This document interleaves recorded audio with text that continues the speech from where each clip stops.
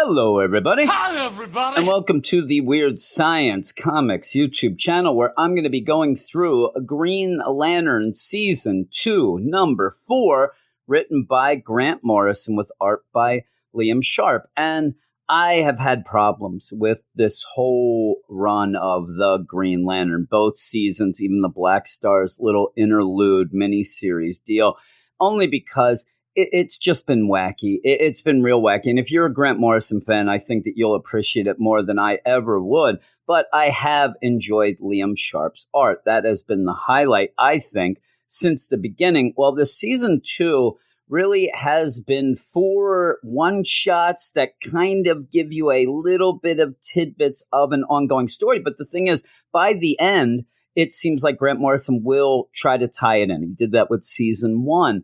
The problem is, can you wait that long? And if you're not a Morrison fan, the question may be no, but we'll see. Let's go through this one.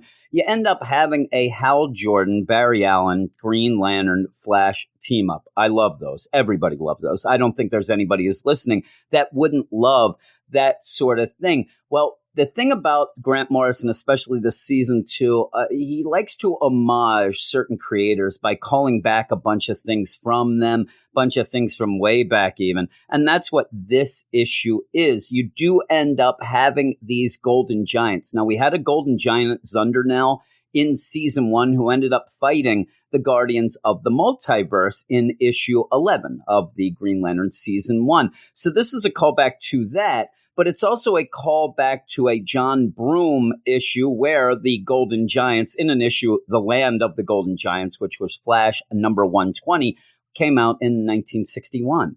And so that's cool. I mean, that is something that a lot of people like, but you're really dipping in deep. You're really going back, and he has been doing this.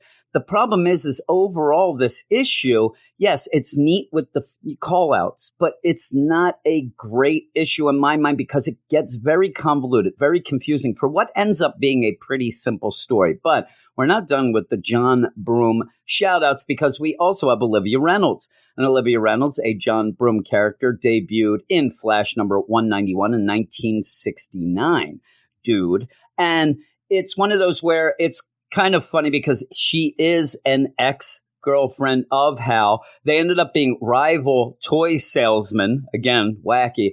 But also, when she was around at a point, you ended up having Hal and Barry in a team-up where they ended up having to wipe her mind a bit because she has the U-mind.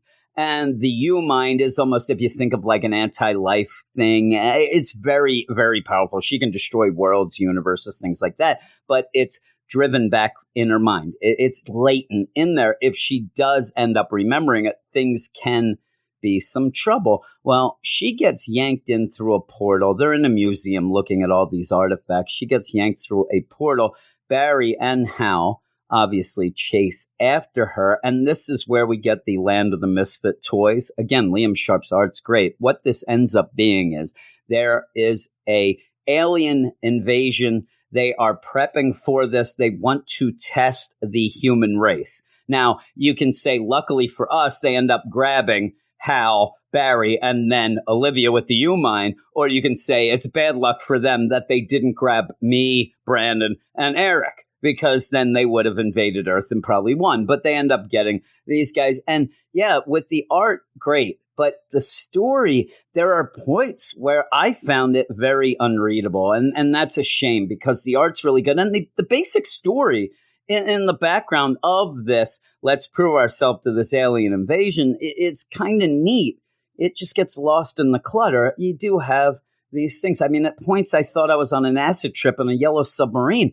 But you end up where, Hal at this one point, take me to your leader. He disappears and then just shows up. I don't really know half of the time what's going on, but you end up that Hal says, Barry, you're faster. You're better at making plans. I'm a guy who likes to fly out in the seat of my pants. So you make up a plan and we'll go with that. Well, the plan ends up being, okay, if we're going to be tested, 3 tests, 1 for we're just going to show you what we can do. We're going to show you how we can, be pretty badass. Well, you end up having Barry go off and he does like, I'm going to be everywhere at once because he's really fast. Hal ends up using, his construct to play billiards with these made up moon spaceships deal to try to show, hey, look at me. I'm pretty cool too. And like I said, Barry goes around and punches everyone, makes it look like there's 17 million of them. He's doing all this stuff.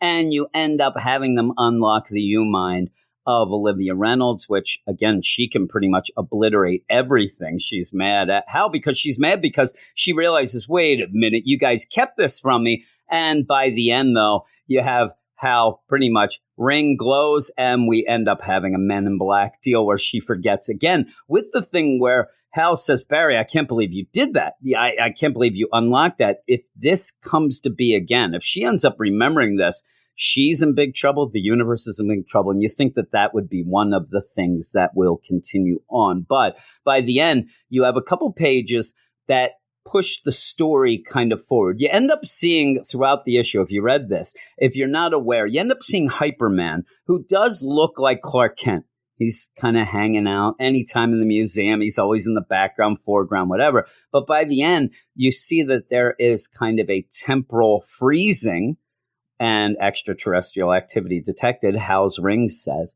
And so you end up having the Hyperman, Hyperwoman, and Hyperdog end up being in this. They're the big bad. This was set up in this season 2. We have seen them. It's just been kind of alluded to and things like that. But by the end, you end up having Hal get attacked by Hyperwoman, who basically says, it's not personal. I'm just going to kill you. It sounds personal to me. Anytime somebody would say, I'm going to kill you and it's not personal, how dare you? I don't know that they mean it. But yeah, it's a simple story, like I said, but it gets so convoluted. It gets so stuck in its own, weird realm of acid trip Morrison nonsense that I say nonsense. One person's nonsense is another person's solid gold. I realize this. I realize that stuff like this is why people love Grant Morrison. I will tell you that even this issue has more imagination than 5 other issues of other books, but I need it to be readable for me. I'm reviewing it for myself here and, trying to give you my opinion. And yeah, I struggled. I had to read this so many times. And by the end, to do this video, it felt more like work than fun. And yeah, sometimes these things can be work, but I like to have fun. I like to read stuff, and I want to read a book and say, oh my God, I got to get to reviewing this. It'll be so fun to talk about. This was a struggle. It really was. So I gave it a 4.5 on the site.